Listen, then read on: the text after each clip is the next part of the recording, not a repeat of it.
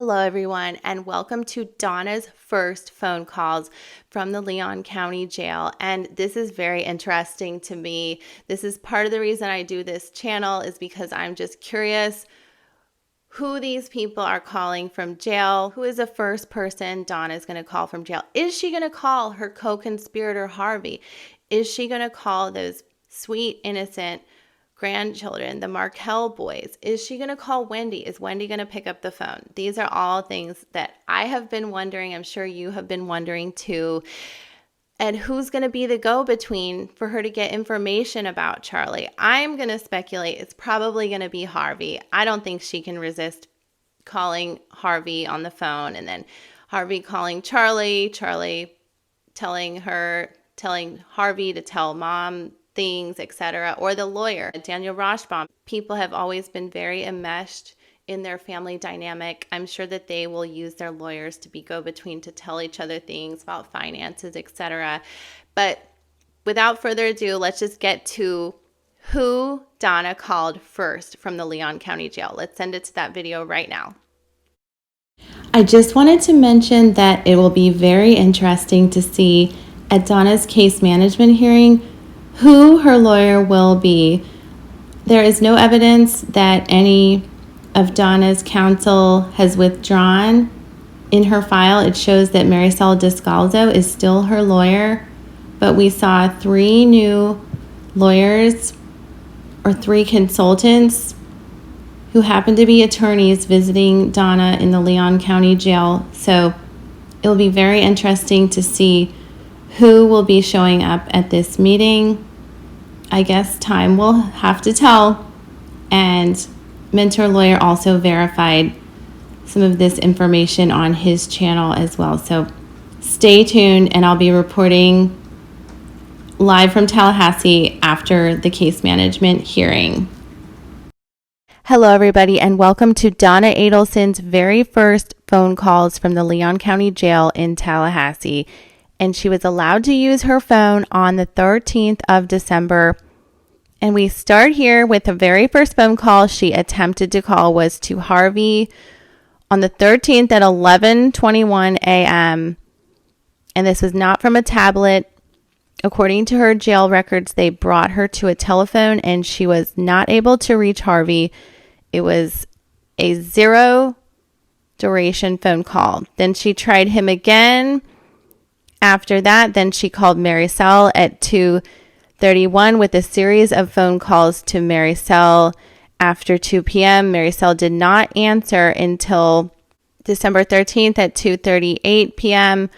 and Marisol picked up. But I'm assuming, and we're all speculating, that there was a little bit of trouble with Marisol after this meeting and some of the grievances that Donna had. So I'm assuming that all of these phone calls that were completed on the 13th into the 14th with Marisol were kind of arguing. Then we have on the 18th, I think, is when Donna decided to stop communicating with Marisol according to Donna's records. And that is when she was removed from direct observation to a close supervision on the 18th. So this was one of Donna's last phone calls to Marisol at 3 p.m. on the 18th. Then Donna had attempted to call Harvey at 3:04 with no success.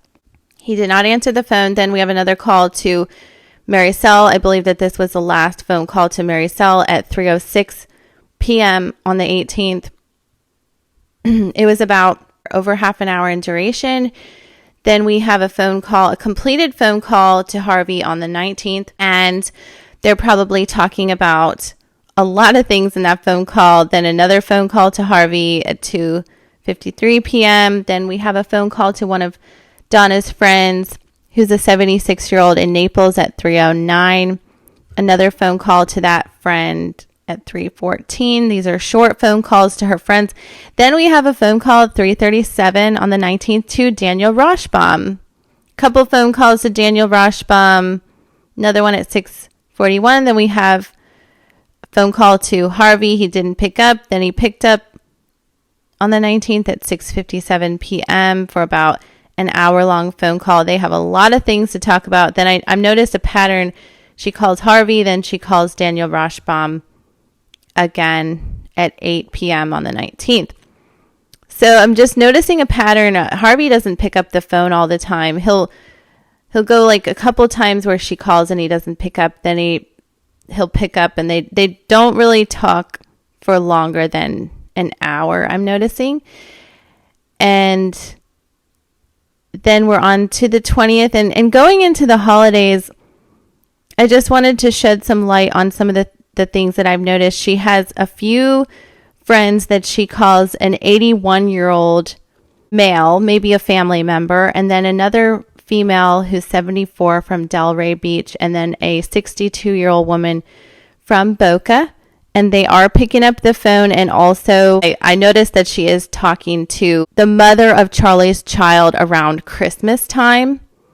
So I might do some breakout videos about her calls around Christmas time. But I hope that this sheds some light on who she's talking to. I think the most significant thing is that she is talking to Harvey and Daniel Rashbaum the most, and some of her friends are picking up the phone. But I hope that you are enjoying your holiday, and I might do another video about her Christmas phone calls and who she's calling around New Year's Eve.